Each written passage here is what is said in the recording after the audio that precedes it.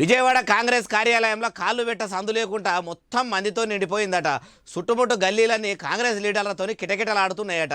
ఏపీల కంటికి కూడా కానారని చేపార్టీ ఆఫీసుల ఇట్లా మందితోని నిండుడేంది, ఏం కథ, మరి ఎందుకు అంతమంది ఆడదాకా పోతుర్రు, ఏది మనం కూడా తెలుసుకోవాలి కదా.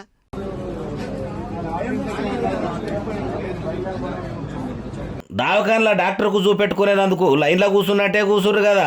ఎవరి చేతుల్లో వాళ్ళ పైర్లు పట్టుకొని మరీ చేయి పార్టీలు ఇట్లా ఎందుకు కూర్చుర్రంటే, కాంగ్రెస్ పార్టీ కార్యాలయంలో రాజన్న రాజకీయ వారసురాలు సీఎం జగనన్న చెల్లె షర్మిలక్క ఇంటర్వ్యూలు చేస్తుంది కదా. అందుకే ఇట్లా చేయి పార్టీ లీడర్లు వాళ్లకు ప్రజల్లో ఉన్న పచారకు సంబంధించిన దస్తావేజులు, కలర్ జిరాక్సులు, బ్లాక్ అండ్ వైట్ కాపీలు అన్ని కూడా పట్టుకొని ఇట్లా వచ్చిర్రట.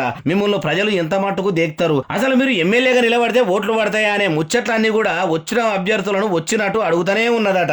ఇక వాళ్ళ ఫలితానం పతార చూపెట్టి ఎమ్మెల్యే టికెట్ తీసుకుందామని కొందరు ఉమ్మాయిడాకాయ లీడర్లు ఆశపడుతున్నట్టే లేదంటారు ఈ ముచ్చట తెలిసినోళ్ళు.